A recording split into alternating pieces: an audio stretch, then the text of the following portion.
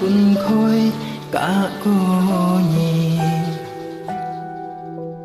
kỳ mô xiong cả lỗ phố cả sẽ nhì anh yong quân khôi mô xiong nhìn cái gì tôi giết dài chỉ nhìn một bằng tiết liệu phi nhì anh yong cho yêu siêu cây lô phố sẽ nhìn anh trôi qua nhì ơi tí nhà lô phố tiếng siêu nhì